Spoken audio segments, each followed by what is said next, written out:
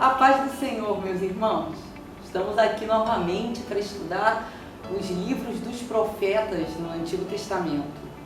Hoje nós vamos estudar o menor livro do Antigo Testamento, Obadias. Tá interessado? Então vamos lá!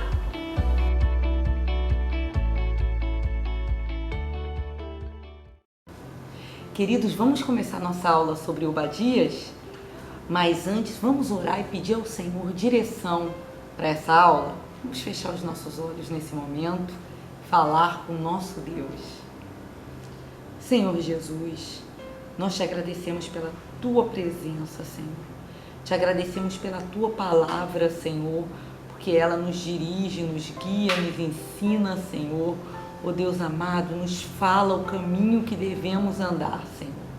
Em nome de Jesus eu te peço, Pai, ó Senhor, dá-nos a tua direção para essa aula, Senhor. Fala a cada coração que estará ouvindo, Senhor, ó Deus amado, através desse canal, Senhor, a tua aula, a tua palavra, Senhor. Que tu possas ministrar a cada coração segundo a necessidade de cada um.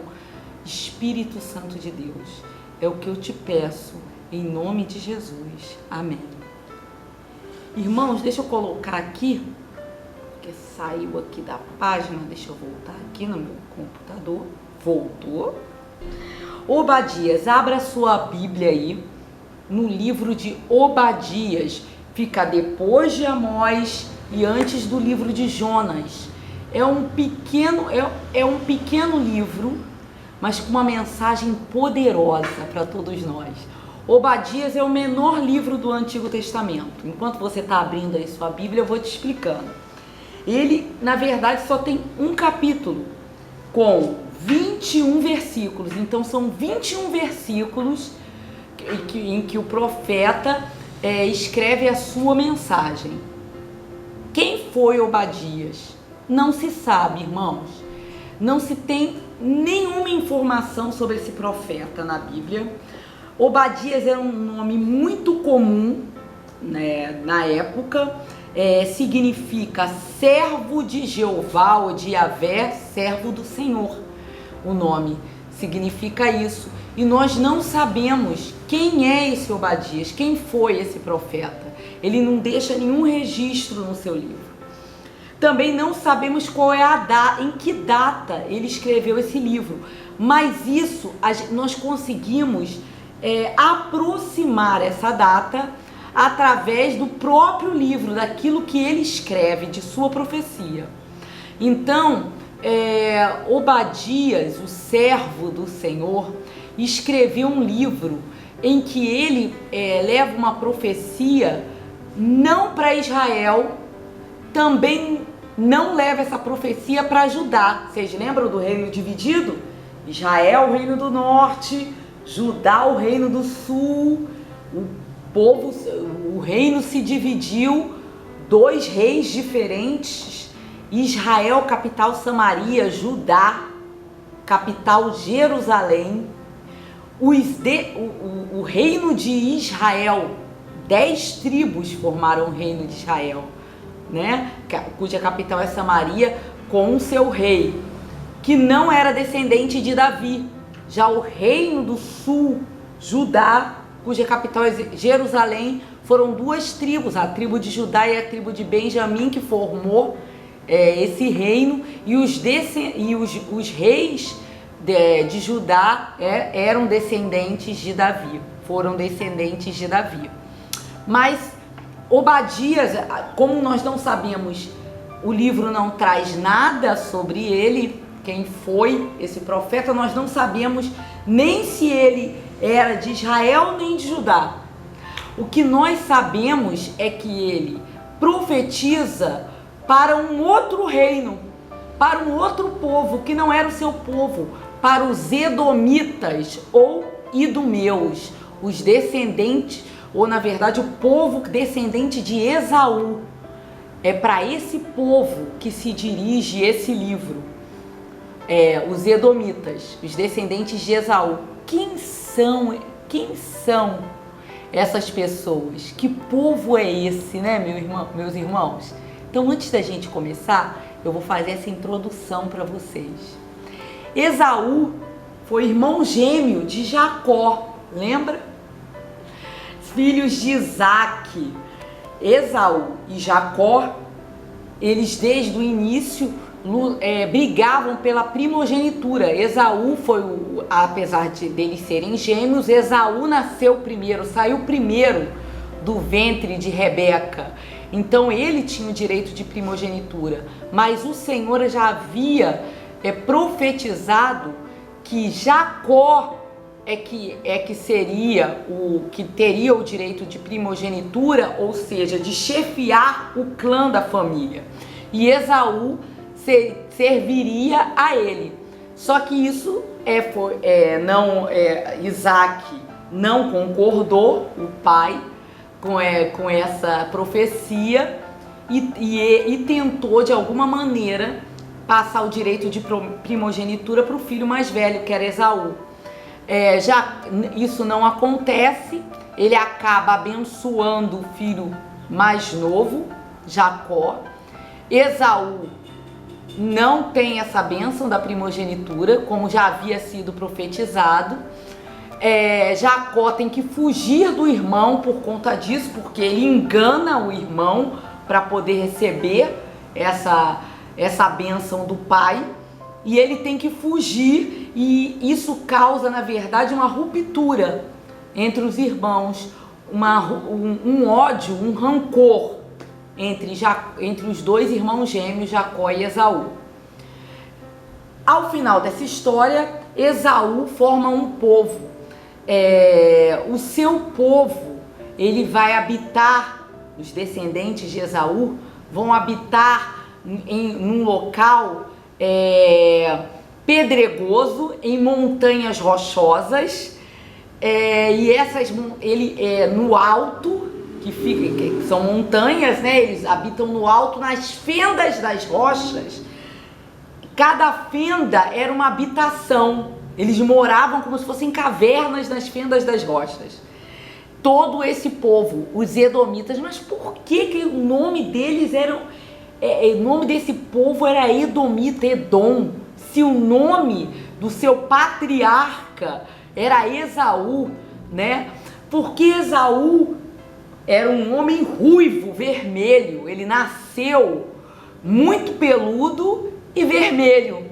E Edom, essa palavra Edom significa vermelho. É como se fosse um apelido para ele, né? Era o vermelho. E aí o seu povo ficou sendo chamado de vermelho. Os edomitas ou idumeus, também pode ser chamado de idumeus. Eles vão habitar nessa fenda dessas rochas. E isso é muito maravilhoso, irmãos. Eu sei que você está aí com sua Bíblia aberta em Obadias, mas eu gostaria que você deixasse marcadinho aí e fosse lá em Gênesis, só para a gente ver um pedacinho dessa história do patriarca. Gênesis capítulo 27.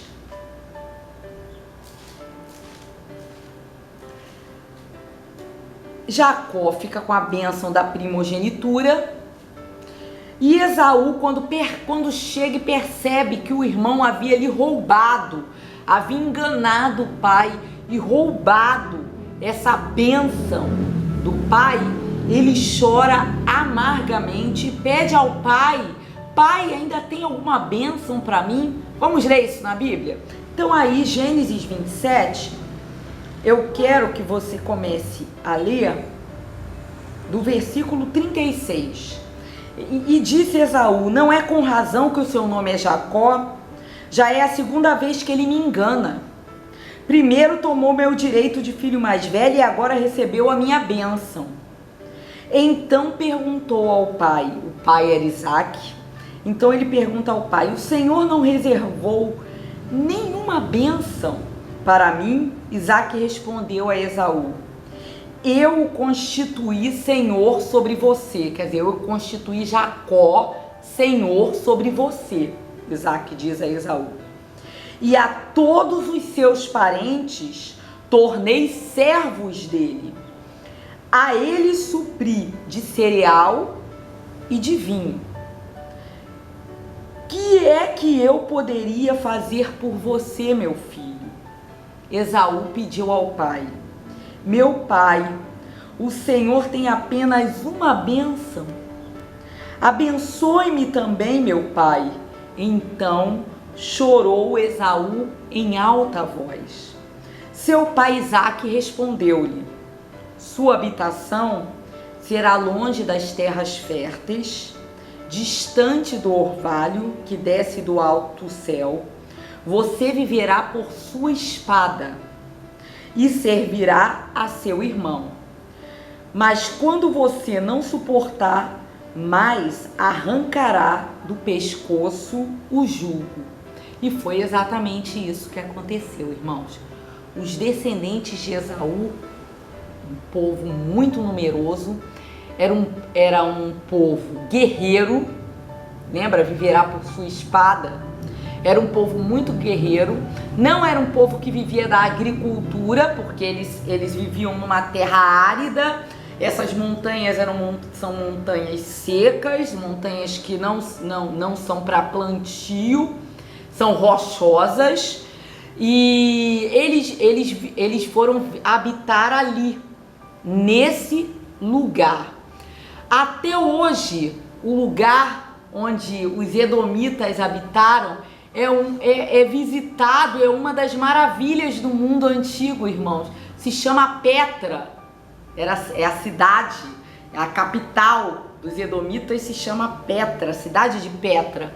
A cidade de Petra até hoje, ela é muito visitada porque são casas que foram incrustadas na rocha. Eles moravam naquelas rochas e tinha um sistema maravilhoso de captação de água da chuva que eles recolhiam em poços no alto e faziam a distribuição por dentro da rocha para as casas. Olha que coisa, né? Então ela é visitada até hoje. Petra fica ao sul do Mar Morto. Hoje o país onde se encontra essa maravilha é a Jordânia, que você pode visitar. E você talvez já tenha até visto esse local no filme Indiana Jones. Tem o Indiana Jones, ele vai num dos filmes dele, aparece ele indo a um templo incrustado numa montanha, e lá dentro é onde fica o cálice sagrado. Então esse local é Petra. Esse templo incrustado na rocha é um templo dos edomitas, que construíram na rocha, e acima ainda tem um complexo de casas e templos ainda que se pode visitar, e é muito visitado por turistas. Então Obadias leva essa mensagem para esse povo descendente de Esaú. E se você parar para pensar, eram povos irmãos, porque todos eles eram descendentes de Abraão e de Isaque. Eram dois irmãos, né? Uns descendentes de Jacó e outros descendentes de Esaú. Eram povos irmãos, mas que tinham que os edomitas guardaram contra Israel uma amargura e um rancor muito grande. E é sobre isso que Obadias fala em sua mensagem. Vamos lá. Obadias é o servo do Senhor. Já dei a introdução, aí eu acho que até dei uma introdução muito longa, né, irmãos? Mas é porque é muito interessante você saber sobre eles, né? Para vocês terem uma ideia, a fortaleza, eles eram um povo muito orgulhoso. Antes de eu começar a ler, eu quero deixar claro isso para vocês. Um povo extremamente orgulhoso, irmãos, e arrogante. Por quê? Porque eles eram um povo guerreiro. A cidade deles era uma cidade, aos olhos humanos, impenetrável, porque eles habitavam nas rochas, no alto. Qualquer exército que quisesse, de alguma maneira, tomá-los, teria que escalar. para tomá-los. E antes disso, eles já teriam matado todos eles, além deles serem muito treinados, né? Então era uma fortaleza impenetrável aos olhos humanos. Eles habitavam nessas rochas, o único acesso para a cidade de Petra era por meio de uma profunda fenda na rocha, com mais de 1 quilômetro de extensão. Então, irmãos, imagina, qualquer exército que quisesse penetrar, teria que ir só por uma entrada, numa fenda de uma rocha, e caminhar 1 quilômetro. Então, eles não teriam como ir juntos, como você vê naquelas batalhas na televisão e nos filmes, tomar de uma vez. Teria que ir pela fenda para poder entrar, ok? A fenda tinha de um lado e de outro enormes penhascos com mais de 200 metros de altura de ambos os lados. Então ali já ficava o exército dos idumeus. Então, mesmo eles entrando pela fenda, eles tinham ainda pelos penhascos um exército que eles teriam que enfrentar. Então eles podiam resistir, eles sentiam que podiam resistir a qualquer invasão, que acaso alguém pudesse confrontá-los, eles poderiam resistir a qualquer invasão, né? Segundo dizem, irmãos, havia cerca de 1000 templos escavados na rocha em Petra. E naqueles penhascos enormes haviam cerca de 1000 templos. Então era uma cidade bem grande. Então Obadias, ele revela a sua mensagem a esse povo orgulhoso, a esse povo que se sentia extremamente seguro, a esse povo rancoroso, a esse povo que sentia que eles estavam seguros. E ele chega para levar a eles uma mensagem. Deus quer falar com esse povo. Vamos lá em Obadias? Você está aí com a Bíblia aberta? Então vamos começar do versículo 1, né? Diz assim: visão de Obadias. Assim diz o soberano, o Senhor, a respeito de Edom. Nós ouvimos uma mensagem do Senhor.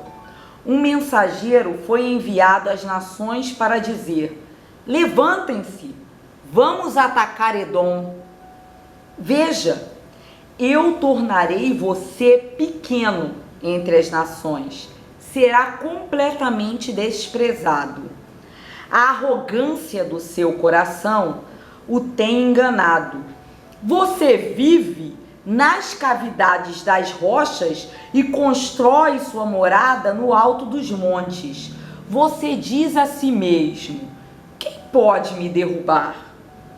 Ainda que você suba tão alto como a águia e faça o seu ninho entre as estrelas, dali eu o derrubarei, declara o Senhor. Então, Obadias chega com uma mensagem de juízo a esse povo arrogante.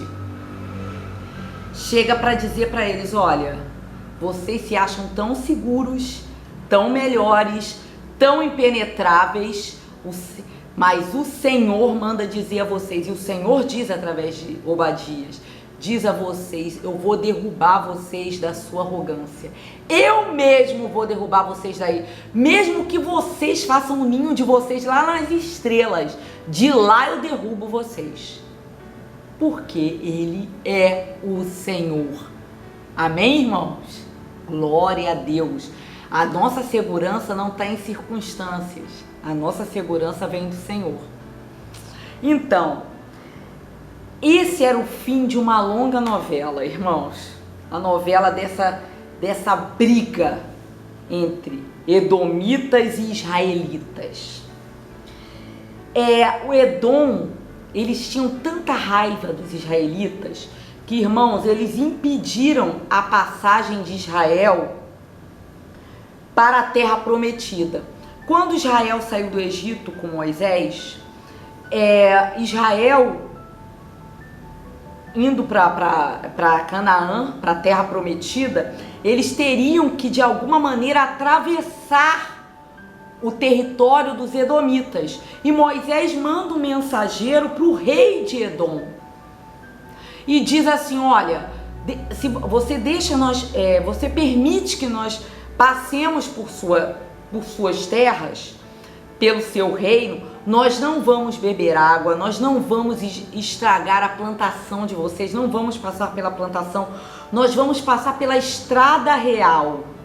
Se a gente comer ou beber, se os nossos animais beberem água, nós vamos pagar a vocês. E sabe o que os edomitas, o que o rei de Edom falou? Não, pelas minhas terras vocês não passam. Tamanha era a amargura deles pelo povo de Israel. Era a briga dos irmãos. E aí Moisés insiste mais uma vez: deixe-nos passar, nós não vamos... aquilo que for estragado, se nós estragarmos qualquer coisa, nós vamos lhe pagar. Só permita que a gente corte caminho. Ele novamente disse não, e não só disse não, como mandou atacar Israel, que estava lá no deserto. Mandou o exército deles atacar Israel, e Israel teve que, na verdade, recuar e dar a volta para não passar pelas terras deles. Irmãos, esse texto, se você quiser ler, se encontra em Números, capítulo 20, do versículo 14 ao versículo 21. Então eles impedem essa passagem. Davi, o rei Davi, muitos anos depois disso, conquista Edom e faz das terras de Edom, do reino de Edom, seus servos, ok? Edom atacou depois da morte do rei Davi, da separação dos reinos. Edom atacou Judá várias vezes. Então houve várias guerras entre eles. Eles atacam Judá várias vezes. Amazias, o rei Amazias de Judá, atacou Edom e matou 20 mil homens. Então, irmãos, havia uma novela já entre esses dois reinos.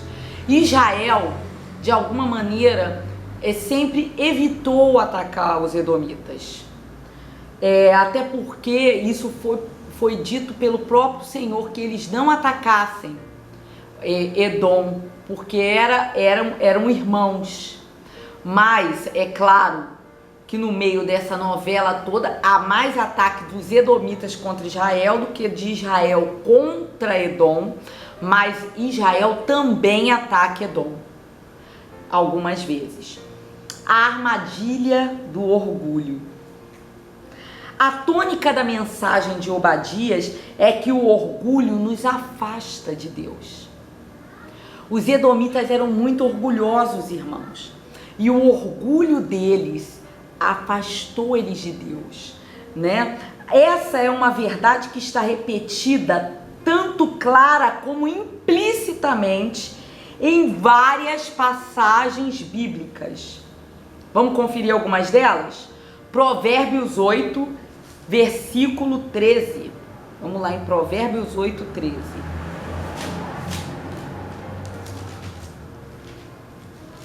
Diz assim a palavra de Deus: temer o Senhor é odiar o mal. Odeio o orgulho e a arrogância, o mau comportamento e o falar perverso. O Senhor diz: odeio o orgulho e a arrogância. Tiago, vamos lá para o Novo Testamento. Tiago 4, versículo 6. Tiago 4, 6. Diz assim a palavra de Deus: mas ele nos concede graça maior, por isso diz a Escritura: Deus se opõe aos orgulhosos, mas concede graça aos humildes.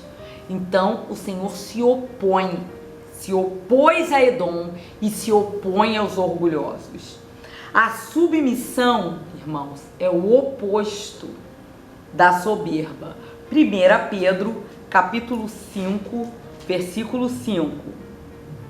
Da mesma forma, jovens, sujeitem-se aos mais velhos, sejam todos humildes, uns para com os outros, porque Deus se opõe aos orgulhosos, mas concede graça aos humildes. Você vê que o Senhor repete e repete. Por que ele repete tantas vezes? Porque ele quer nos ensinar, irmãos. Toda a história de Edom mostra o quanto o Senhor se opõe aos orgulhosos. Não há nenhum poder ou vantagem que possa proteger qualquer nação do julgamento do Senhor. Ele organiza, o Senhor mesmo organiza, ele dá poder e derruba, com o propósito de cumprir seu plano na história.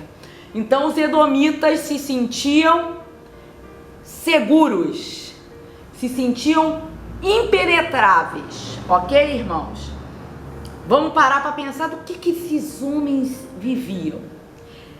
Eu até brinquei com os meus filhos quando eu falei sobre isso, que eu falei que eles já havia pedágio antigamente, viu, irmãos? O pedágio é mais antigo do que vocês possam imaginar.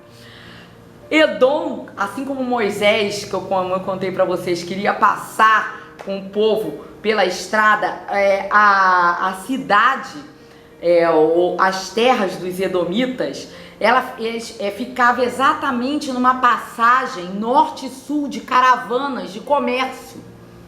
Então, para que as caravanas pudessem passar do norte para o sul, para que elas não dessem uma volta tão grande como o povo de Deus teve que dar, porque o rei de Edom se negou a dar passagem para eles, mesmo eles se comprometendo a pagar, as caravanas tinham que pagar pedágio para eles, para passar pelas terras deles. Então eles viviam desse pedágio. Eles passavam pela estrada real, que era essa estrada que Moisés queria passar, e tinha que pagar pedágio para a nação, para essa nação, para que eles pudessem fazer comércio. Olha aí o pedágio, irmãos.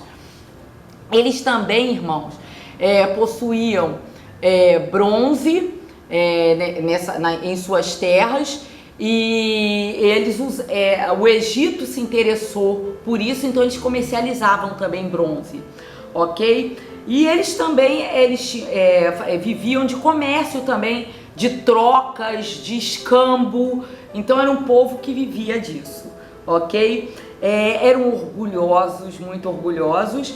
E lembra que eu falei que a gente pode datar de alguma forma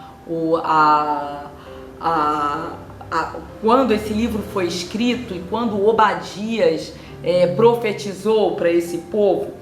Sabe por quê? Porque é um consenso, apesar dele não datar o livro e não ter nenhum rei que ele cite aqui para que a gente possa datar o livro, Obadias ele fala de uma forma muito clara sobre a invasão e a derrubada de Jerusalém, quando Nabucodonosor invade e destrói Jerusalém. Vamos ler isso aqui no livro de Obadias? Olha aí, no versículo... Vamos no versículo 11 de Obadias, ele diz assim, vamos começar do 11 para a gente contextualizar bem. No dia em que você ficou por perto, quando estrangeiros roubaram os bens deles e estranhos entraram por suas portas e lançaram sortes sobre Jerusalém, então ele está falando que Edom ficou por perto quando esses estrangeiros, então Nabucodonosor, a Babilônia entrou, roubaram os bens, né? E estranhos entraram pelas portas de Jerusalém. Quer dizer, os edomitas ficaram por perto ali, vendo a destruição de Jerusalém. Vamos continuar. Você fez exatamente como eles, quer dizer, você fizeram como os babilônicos fizeram. Você não devia, Deus fala para eles, ter olhado com satisfação o dia da desgraça de seu irmão, nem ter se alegrado com a destruição do povo de Judá. Não devia ter falado com arrogância no dia da sua aflição. Não devia ter entrado pelas portas do meu povo no dia da sua calamidade, nem devia ter ficado alegre com o sofrimento dele no dia da sua ruína, nem ter roubado a riqueza dele no dia da sua desgraça. Não devia ter esperado nas encruzilhadas para matar os que conseguiram escapar, nem ter entregado os sobreviventes no dia da sua aflição. Olha aí, o Senhor revela tudo o que os edomitas tinham feito no dia que Nabucodonosor entrou e destruiu a cidade de Jerusalém. Isso foi, irmão, em 586 a.C., a data da entrada de Nabucodonosor em Jerusalém, é da destruição, né, de Jerusalém, do templo e das casas. Então, o que o Senhor revela aqui no livro de Obadias? Que os edomitas, eles ficaram por perto, e quando os babilônicos entraram e começaram a matar e a destruir, a saquear e a entrar nas casas, a roubar, eles entraram também e também roubaram, e começaram a fazer também pilhagem, a roubar. Só que o Israel, ele fala, é seu irmão, era seu irmão. Olha o que ele diz aqui: você não devia ter olhado com satisfação o dia da desgraça de seu irmão. Além deles terem feito isso, aqueles que conseguiam fugir de alguma forma, os edomitas ficaram nas encruzilhadas e conseguiam capturar os fugitivos. Eles estavam ajudando os babilônicos. Capturavam os fugitivos, ou levavam como escravos, ou entregavam para os babilônicos, os fugitivos. Que coisa terrível, né, irmãos? A crueldade que eles fizeram teve uma consequência terrível para eles, irmãos. O Senhor é justo juiz. O Senhor é justo juiz. Israel, Jerusalém, estava sofrendo o juízo de Deus. Sim, porque se afastou do Senhor. E os babilônicos entraram porque estavam sendo usados pelo Senhor para julgar Israel. Mas Edom não tinha nada a ver com isso. Edom não poderia ter entrado também. Ele não foi chamado, ele foi cruel como os babilônicos. E o Senhor julgou Edom por sua crueldade. Ele falou, vocês não têm que julgar. Lembra quando o Senhor fala que nós não somos juízes do nosso irmão? O juiz é o Senhor. O Senhor estava julgando Jerusalém, estava julgando o povo de Israel. Mas Edom não era o juiz, ele não tinha nada que ter entrado, ele não era o juiz do seu irmão para entrar e fazer também. Pelo contrário, ele seria julgado também. Por isso que nós não somos juízes do nosso irmão. Talvez você já tenha dito, e eu posso dizer que eu já disse, olhei para alguém que estava sofrendo o juízo de Deus, que eu sabia que era mal, que já tinha feito algumas coisas ruins, e disse assim, tá vendo? Bem feito, fez isso, fez aquilo. Quem sou eu para dizer bem feito para o meu irmão? Porque eu também vou ser julgada por Deus. Eu não sou melhor do que ele. Então, quando o meu irmão está sendo julgado, ou qualquer outra pessoa, qualquer outro ser humano, o meu olhar está sendo julgado por Deus, o meu papel e o meu olhar tem que ser de compaixão e não de juízo, porque eu não sou o juiz, eu sou apenas réu como ele, que também serei julgado. Então, cada um no seu papel. Edom, orgulhoso, arrogante, posso até dizer, como eu e você, muitas vezes, orgulhoso, arrogante, foi julgado. Então, não pensa que essa palavra é só para os edomitas, não.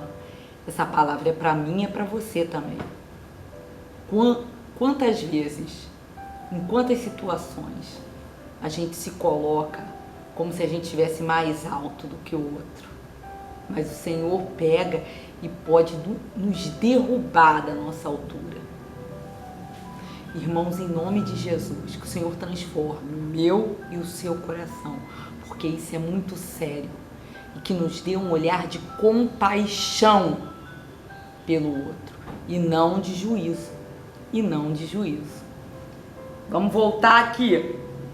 Então, eles entraram, pilharam, roubaram, fizeram escravos do seu irmão, e o Senhor escreve uma carta para julgá-los. Então, vamos datar.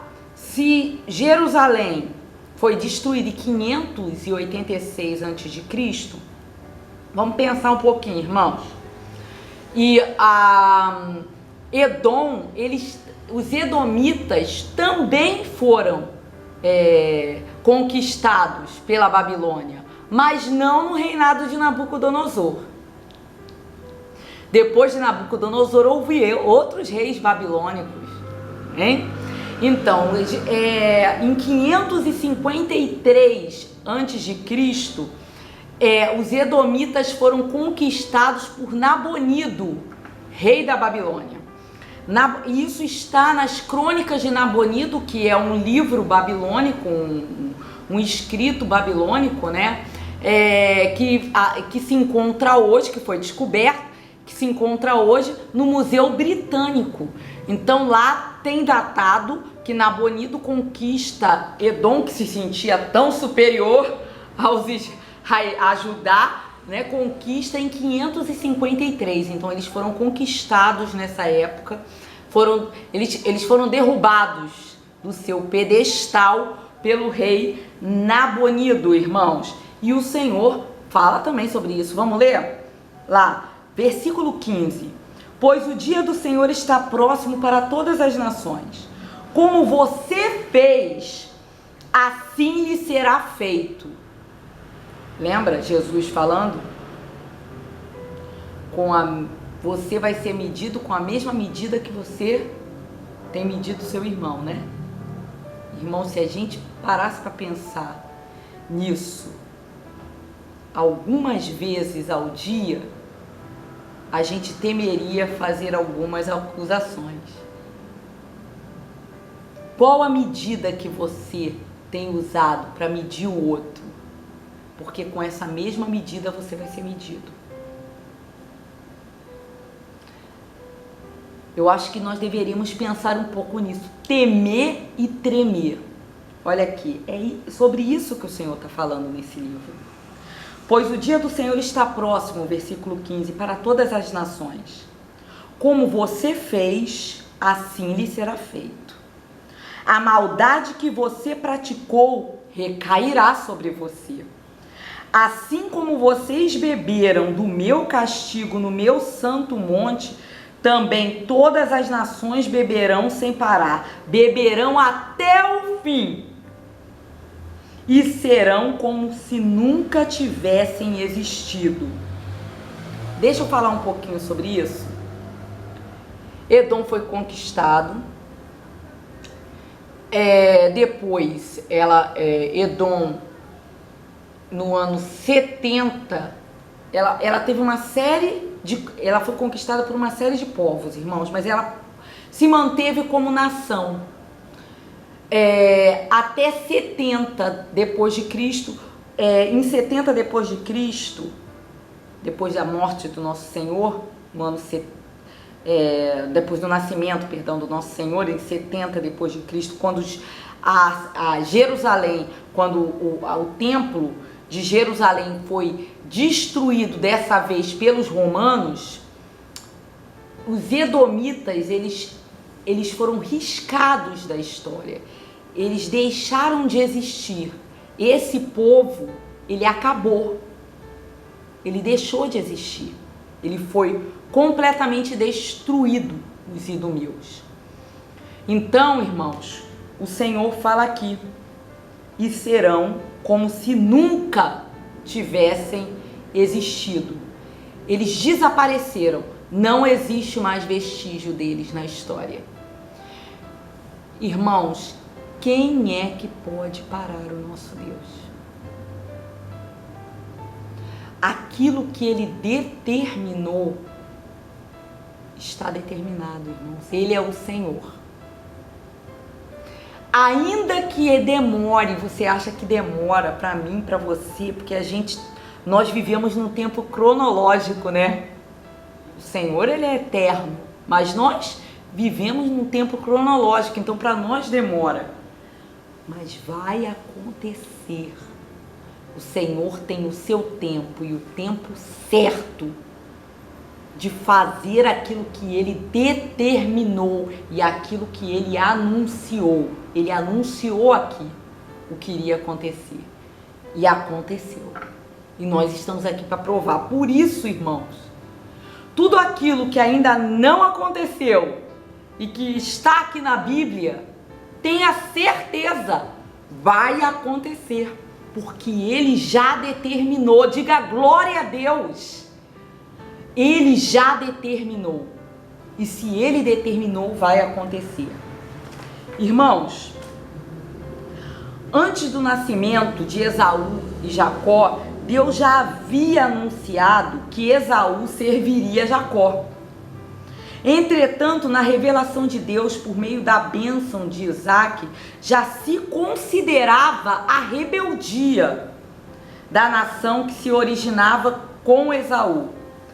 Essa parte da bênção de Isaac é mais bem traduzida pela nossa tradução, que é a NVI. Ele diz: mas quando você não suportar mais, arrancará do pescoço o jugo. Então, olha que ainda não havia nação, só havia 2 irmãos gêmeos brigando. Mas o Senhor já sabia que a nação que sairia de Esaú seria uma nação rebelde. Irmã Fátima, como que Deus sabia? Eu vou falar o que eu já falei para vários alunos meus quando fazem essa pergunta. Nós, vamos de novo para o tempo. Nós vivemos num tempo cronológico, não é verdade? Nós temos passado, presente e futuro. Nós temos horas, dias, meses. Nós vivemos dentro de um tempo, ok? O nosso Deus não. O nosso Deus, Ele é atemporal. Ele caminha pelo tempo. Eu sei que é difícil, mas é isso mesmo, para nós entendermos. Passado, presente, futuro para Ele é uma coisa só. Sabe por quê? Porque Ele caminha por eles. Ele é atemporal, nós não. Então Ele sabia quem era Esaú, sabia que nação que sairia dele, como que eles iriam agir e que eles seriam rebeldes. E por isso Ele falou aquilo, através do próprio pai dele, Isaac, ok? A descendência de Esaú nunca saiu da mercê da soberania de Deus. Resultado disso é o julgamento de Edom no dia do Senhor e o estabelecimento do reino de Deus também sobre Edom. Deus estabelece o seu reino sobre todas as nações, inclusive sobre Edom. Vamos ler? Versículo 17. Mas no monte Sião estarão os que escaparam. Ele será santo e a descendência de Jacó possuirá a sua herança. A descendência de Jacó será um fogo e a de José uma chama. E a descendência de Esaú será a palha. Eles a incendiarão e a consumirão. Não haverá sobreviventes da descendência de Esaú, declara o Senhor. Não haverá. O Senhor já havia declarado, irmãos. Ok? A Obadias e o Novo Testamento. A principal relação entre o livro do profeta Obadias e o Novo Testamento está na permanente relação conflituosa entre Edom e Israel. O historiador judeu Flávio Joséfo aponta que Herodes o Grande era idumeu. Então, quando Jesus nasceu, havia um rei, lembra? O rei Herodes, que matou as crianças da Judéia. Esse rei que reinava sobre a Judéia, o rei Herodes, ele era idumeu. Ele era descendente dos edomitas. Ele era desse povo, irmãos. E o historiador Flávio Joséfo aponta isso. Comentaristas bíblicos destacam que o fato de Herodes o Grande querer destruir a Jesus ainda bebê marca a oposição do edomita ao Messias, ao próprio Messias, que encarnava tudo o que significava Israel. O Messias, Jesus, encarnava tudo o que significava Israel. Então, o rei Edumeu queria matar ao Messias. Tentou matar o Messias, Herodes. Além disso, o apóstolo Paulo usa o caso de Esaú e Jacó para mostrar que a eleição de Deus não depende de descendência, mas da graça do Senhor. Vamos ler lá? Romanos, capítulo 9, ele usa essa história para falar sobre graça. Romanos, capítulo 9, do versículo 6 ao versículo 13, diz assim: não pensemos que a palavra de Deus falhou, pois nem todos os descendentes de Israel são Israel. Nem por serem descendentes de Abraão, passaram todos a ser filhos de Abraão. Ao contrário, por meio de Isaque, a sua descendência será considerada. Noutras palavras, não são os filhos naturais que são filhos de Deus, mas os filhos da promessa que são considerados descendência de Abraão. Pois foi assim que a promessa foi feita: no tempo devido virei novamente e Sara terá um filho. E esse não foi o único caso. Também os filhos de Rebeca tiveram um mesmo pai, nosso pai Isaque. Todavia, antes que os gêmeos nascessem ou fizessem qualquer coisa boa ou má, a fim de que o propósito de Deus, conforme a eleição, permanecesse, não por obras, mas por aquele que chama, foi dito a ela: o mais velho servirá ao mais novo. Como está escrito: amei Jacó, mas rejeitei Esaú. E então, que diremos? Acaso Deus é injusto? De maneira nenhuma. Irmãos, vamos falar um pouquinho sobre isso. Paulo, ele pega esses dois irmãos gêmeos, nascidos do mesmo pai, da mesma mãe, para mostrar que para os judeus da época, para falar para os judeus da época, que a vida eterna ou a graça de Deus não vinha porque eles eram descendentes de Abraão, por descendência terrena, mas pela simples graça de Deus. O Senhor escolheu, eles eram irmãos, gêmeos, mas o Senhor escolheu a Jacó e não escolheu Esaú. Foi graça, não foi por nada do que eles já haviam feito, não é por obras, mas é pelo chamado do Senhor. O Senhor chamou Jacó, assim como chamou a mim e chama você. E chama você. Não é porque você é bom, porque você faz boas coisas, porque você é uma pessoa muito gente fina, porque você faz faz cesta básica para os pobres, porque você ajuda a sua mãe, porque você é uma pessoa honesta. Não é. Não é por isso. É porque Ele quis, porque Ele te amou e te chamou. É pela graça que somos salvos. Continuando. Conclusão, irmãos. Obadias nos mostra que assim como Edom, mesmo que rejeitemos a vontade de Deus, ainda estamos submissos à sua soberania. Mesmo que rejeita a vontade de Deus, continua submisso à soberania de Deus. Porque, irmãos, no fim de tudo, todos filhos chamados de Deus, ou aqueles que não rejeitaram a Deus, que não querem o Senhor e que rejeitaram a Deus, todos são servos do Senhor, porque tem que obedecer a Ele. Todos, porque Ele é Deus, quem manda é Ele. Ponto. Então, mesmo que rejeitemos a vontade de Deus, ainda estamos submissos à sua soberania. Ser indiferente para com o sofrimento dos outros, assim como Edom foi com o de Israel, também é rejeitar a vontade de Deus, que nos chama para viver em amor. Por mais que vivamos para nós, no fim, teremos que responder a Deus sobre o que fizemos com a vida dada por Ele. Irmãos, eu quero dizer para vocês que, na verdade, a palavra desse livro,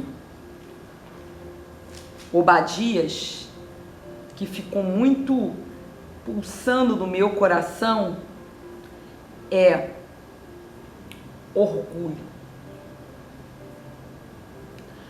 O orgulho leva o homem à ruína, porque o Senhor resiste aos orgulhosos.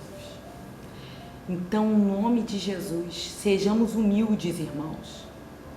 Edom foi destruída por causa do seu orgulho e por causa da sua crueldade, da sua amargura guardada no seu coração contra o seu irmão ou aquela outra nação. Ele guardou amargura por séculos e essa amargura foi passada de geração em geração. Para pensar que foram gerações passando a amargura para os seus filhos, netos, bisnetos, um passando para o outro. A amargura em nome de Jesus, irmãos. Tenhamos cuidado também. Essa é uma outra aplicação que pode ser feita. Tenha cuidado com aquilo que você passa para os seus filhos, para os seus netos. A amargura, a falta de perdão, em nome de Jesus. Sejamos humildes, tenhamos compaixão, vamos perdoar o próximo, em nome de Jesus, para que não sejamos destruídos. Amém? Essa é a palavra que eu deixo para você, que o Senhor tenha falado ao seu coração. Em nome de Jesus. Deus te abençoe. Deus te abençoe e te guarde e te livre de todo o mal. Que você hoje possa refletir